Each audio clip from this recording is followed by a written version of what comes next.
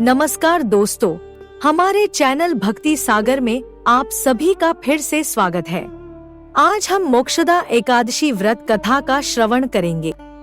एक बार की बात है, धर्मराज युधिष्ठिर भगवान श्री कृष्ण से कहने लगे कि हे भगवान, मैंने मार्गशीर्ष कृष्ण एकादशी अर्थात उत्पन्ना एकादशी का सविस्तार वर्णन सुना। अब आप कृपा करके मुझे मार्गशीर्ष माह के शुक्ल पक्ष की एकादशी के विषय में भी बतलाइए। इस एकादशी का क्या नाम है तथा इसके व्रत का क्या विधान है? इसकी विधि क्या है? इसका व्रत करने से किस फल की प्राप्ति होती है? कृपया यह सब विधान पूर्वक कहिए। भगवान श्री कृष्ण बोले, मार्गशीर्ष माह के शुक्ल पक्ष में आने वाली इस एकादशी को मोक्षदा एकादशी कहा जाता है। यह व्रत मोक्ष देने वाला तथा चिंतामणि के समान सब कामनाएं पूर्ण करने वाला है, जिससे आप अपने पूर्वजों के दुखों को खत्म कर सकते हैं। इसका महात्म्य मैं तुमसे कहता हूँ, ध्यान पूर्वक सुनो। मोक्षदा एकादशी व्रत कथा। गोकुल नाम के नगर में वैखानस नामक राजा राज्य करता था। उसके राज्य में चारों वेदों के ज्ञाता ब्राह्मण रहते थे। वह राजा अपनी प्रजा का पुत्रवत पालन करता था।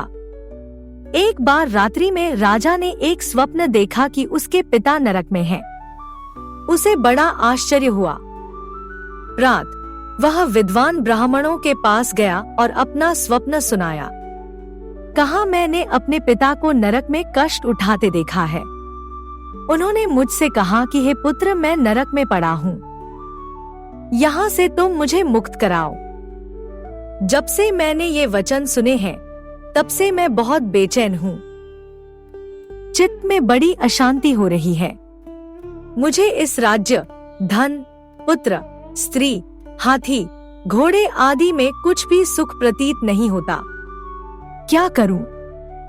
राजा ने कहा, है ब्राह्मण देवताओं, इस दुख के कारण मेरा सारा शरीर जल रहा है।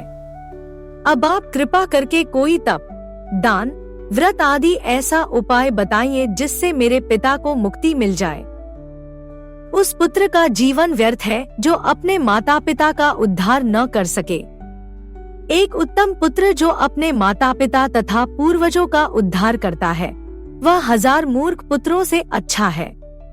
जैसे एक चंद्रमा सारे जगत में प्रकाश कर देता है, परंतु हजारों तारे नहीं कर सकते।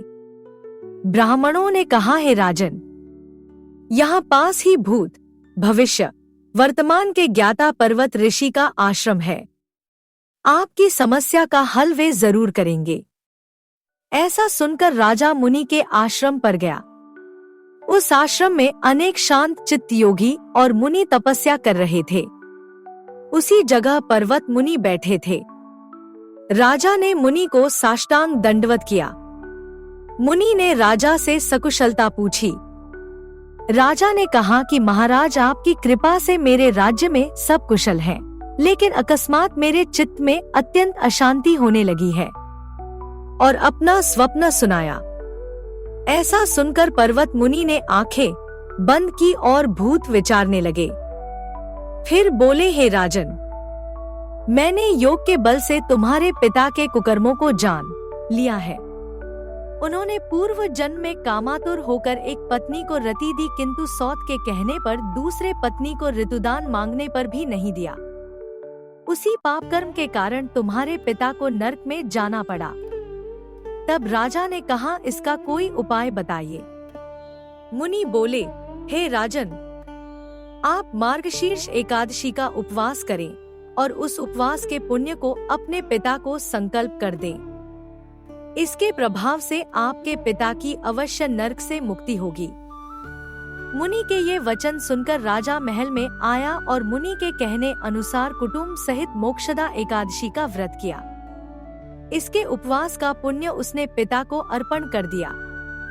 इसके प्रभाव से उसके पिता को मुक्ति मिल गई और स्वर्ग में जाते हुए वे पुत्र से कहने लगे, हे पुत्र, तेरा कल्याण हो। यह कहकर स्वर्ग चले गए। मार्गशीर्ष मास की शुक्ल पक्ष की मोक्षदा एकादशी का जो व्रत करते हैं, उनके समस्त पाप नष्ट हो जाते हैं।